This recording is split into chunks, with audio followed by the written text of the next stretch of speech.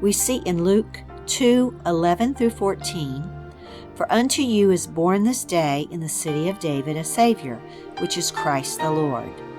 And this shall be a sign unto you. You shall find the babe wrapped in swaddling clothes, lying in a manger."